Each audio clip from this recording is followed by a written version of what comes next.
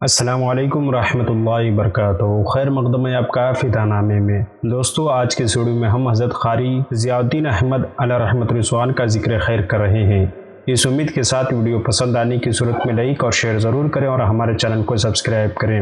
بہت دنوں سے ہمارے ایک پیارے سبسکرائبر ظہیر انصاری صاحب کی جانب سے حضرت مشاہد ملت علیہ رحمۃ رضوان کے حوالے سے ویڈیو کی فرمائش آ رہی ہے۔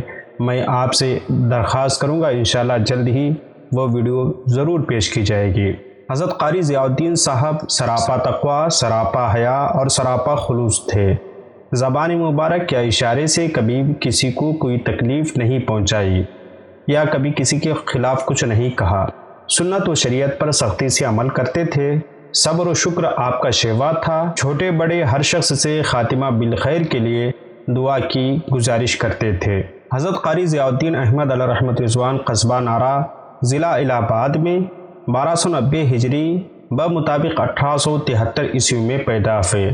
ابھی 4-5 سال ہی کے تھے کہ ان کے والد مولانا شیخ عبدالرزاق کا انتقال ہو گیا۔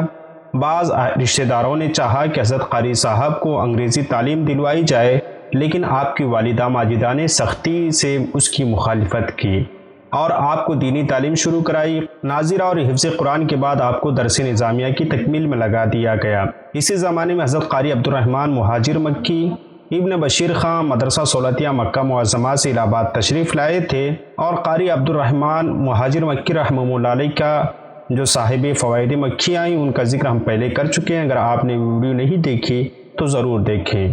جب قاری عبدالرحمن علیہ رحمۃ رضوان کا فیض اس قدر ہندوستان بھر میں جاری و ساری تھا کہ پورے ہندوستان کے طول و عرض سے لوگ آ کر آپ سے مستفیض ہو رہے تھے۔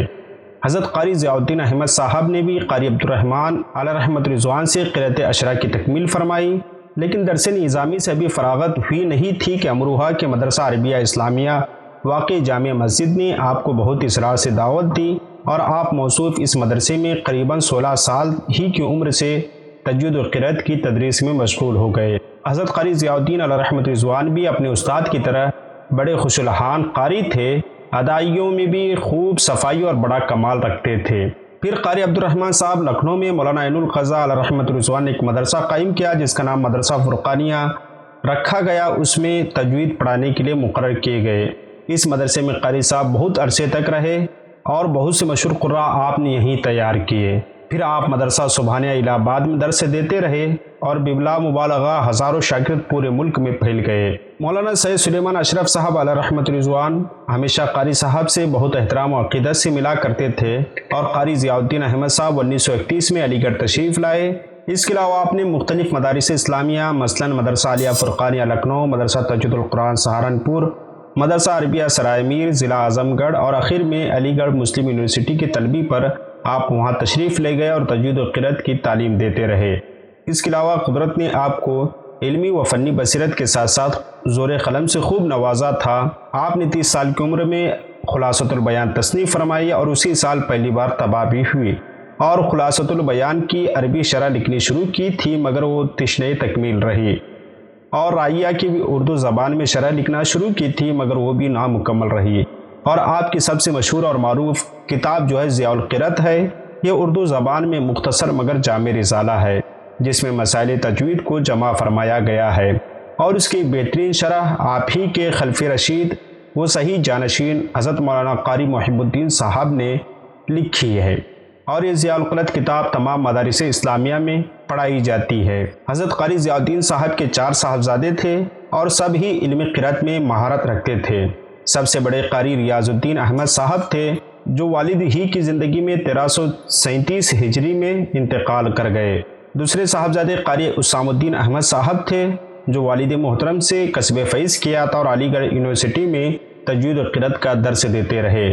تیسرے قاری مستجاب الدین احمد صاحب تھے جو والد ہی سے حفظ تجوید و قرأت سبا کی تکمیل کی اور مختلف مقامات میں تا دم حیات اس علم شریف کی خدمت کرتے رہے۔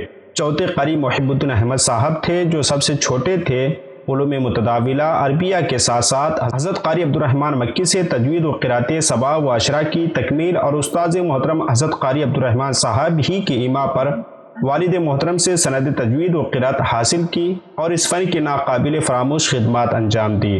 چنانچہ آپ کے دور میں ملک و بیرون ملک کے ماہر فن بھی ضرورت کے موقع پر آپ ہی کی طرف رجوع فرمایا کرتے تھے اور گوشے میں بیٹھ کر فن کے سینکڑوں افراد تیار فرمائے۔ آپ نے معرفت التجوید جیسی ایک یادگار کتاب علم قرات میں یادگار چھوڑی۔ قاری ضیاء الدین احمد صاحب ایک عرصے تک علیل رہ کر 7 ربیع الثانی 1371 ہجری میں بروز شنبہ مغرب سے قبل الہ آباد میں انتقال فرمایا اور وہیں تدفین عمل میں آئی۔ اس کے علاوہ آپ کے عقائد و نظریات کے بارے میں ہنوز ہمیں کوئی زیادہ معلومات حاصل نہ ہو سکی،